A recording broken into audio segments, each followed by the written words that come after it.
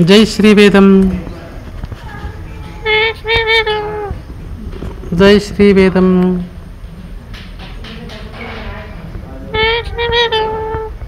జై శ్రీవేదం.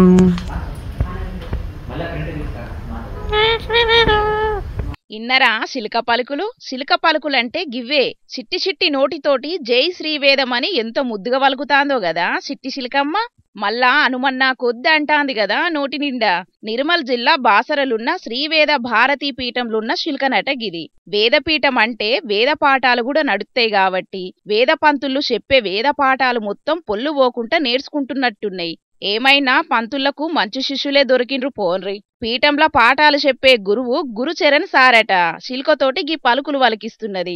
గురువు ఎంత రాగం తీసంటే అంతే రాగం తీస్తున్నది శిల్క కూడా. అందుకే గిది చూసినోళ్ళంతా అబ్బా ఏం శిలుకున్నది పోన్రి అని అంటున్నారు.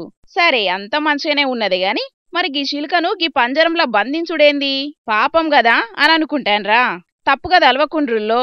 మూగజీవాలు పక్షుల పరిరక్షణల భాగంలోనే వీటిని జాత్తాన్రట వేదపీఠమొళ్ళు. గొప్ప ముచ్చటే గదా. కాని రేపు మాపు మంత్రాలు మొత్తం నేర్చుకొని మేము కూడా శుభకార్యాలు చేస్తామంటేయో ఏమో మరి ఈ రెండు శిల్కలు. అసలుకే దునియా మొత్తం కొత్త ట్రెండ్ కనబడితే ఆగుతలేరు జనాలు. శిల్కలు మంత్రాలు కూడా చదివేనంటేనా పంతులకు పని కరువైతది మరి అని కొందరు కారెడ్డాలా ఆడుతున్నారు గిది చూసి.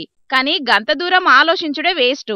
ఎందుకంటే ఇప్పటికిప్పుడు పంజరం తెరిస్తే ఎగిరిపోతే ఎంత బాగుంటదని బుర్రుమని ఎగిరిపోతది. ఎంతైనా పక్షి బుద్ధి కదా మరి. జై శ్రీవేదం.